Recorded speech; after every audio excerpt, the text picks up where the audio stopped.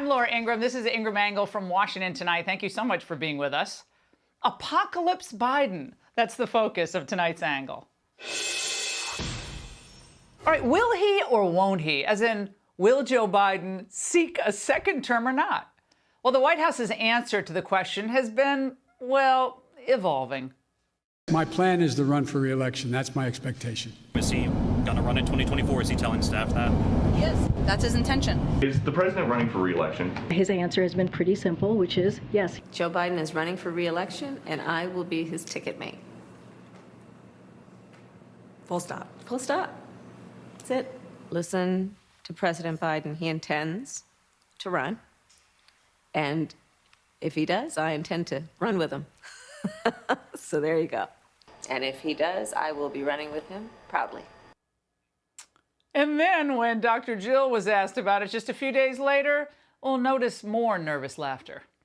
Have you talked about it with him? Not yet. We've been a little bit too busy. Not yet, but I'm sure it'll be a discussion.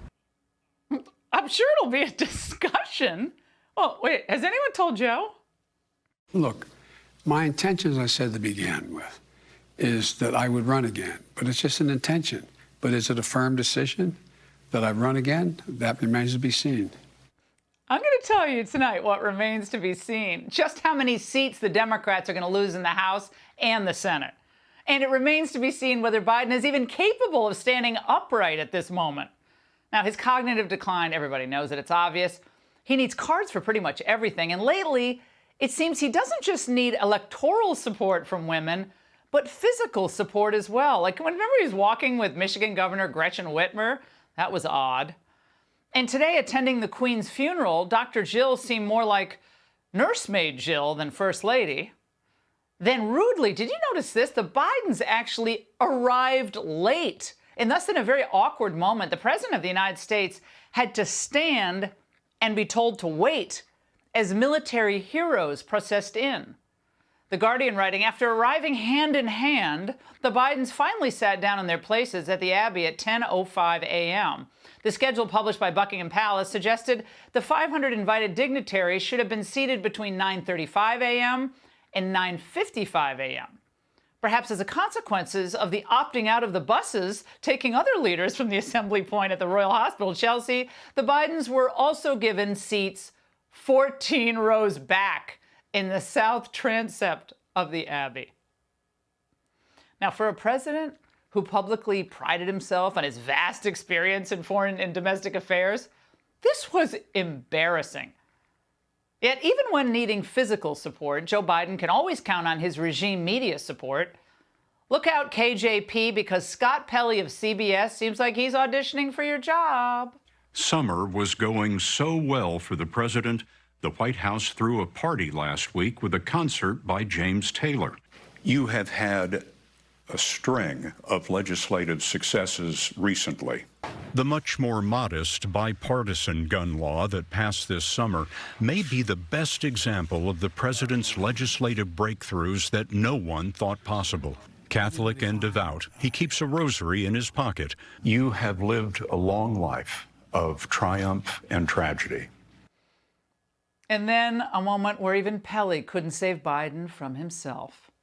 What should Chinese President Xi know about your commitment to Taiwan? We agree with what we signed on to a long time ago.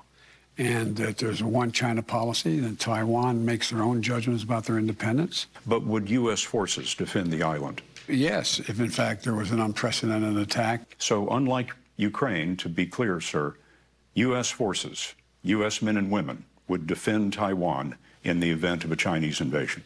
Yes. Oops, and that brings us to... After our interview, a White House official told us U.S. policy has not changed. Officially, the U.S. will not say whether American forces would defend Taiwan.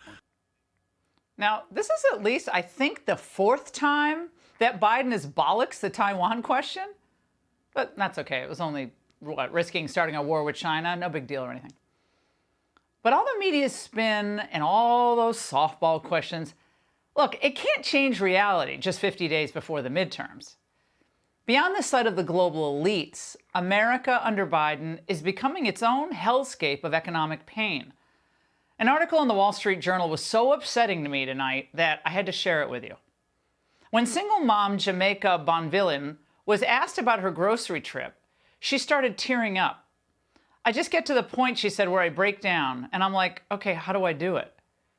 She's taken on extra work, painting and landscaping on the weekends to try to make up the difference. And then there's the heartbreaking story of Jessica Boudreau. Her other son and her grandson are moving in with her soon, and she doesn't know how she's going to afford to feed everyone. Luckily, my grandbaby is only 2, so he doesn't eat a lot, she said. And maybe, just maybe, the party claiming that they're so pro-women should pay attention to Meghan McQuinn's experience. The Journal reports that she now spends more on her groceries for her family of 8 than on her $1,500 monthly mortgage. Stuff hasn't gone up a little bit. It's gone up tremendously, the Homemaker said. Now, these are real American stories. And once in a while, a reporter from another network will actually do his job.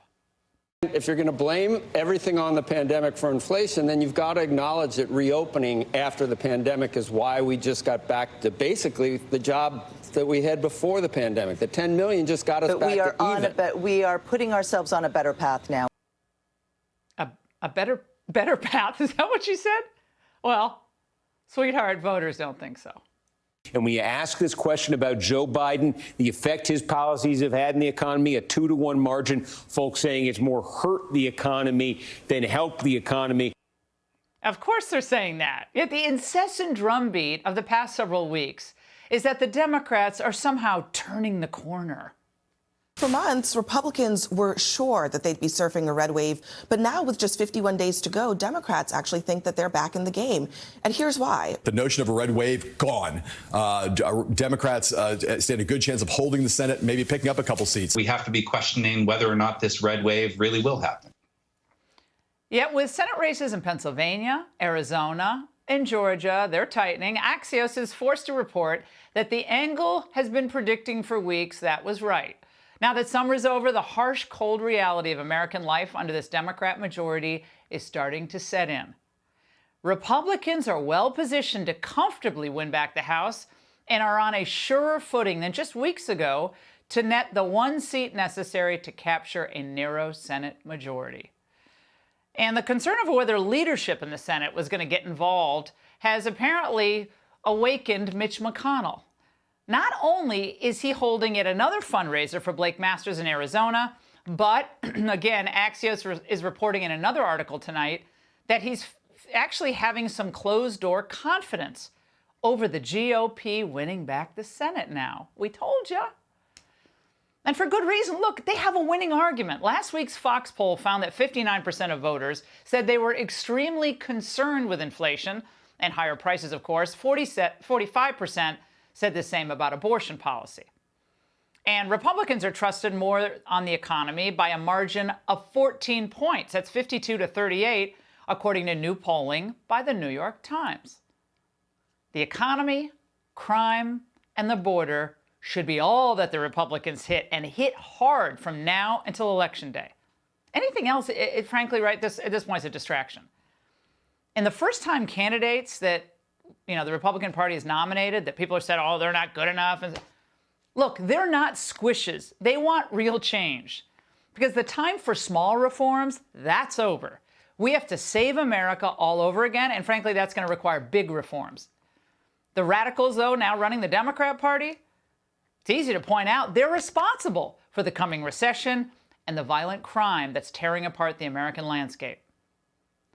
The tears that are welling up in the eyes of worried mothers and grandmothers, all the concern felt by fathers and young people and entrepreneurs, all those people just starting out, they are the direct result of the Democrats' cruel policies.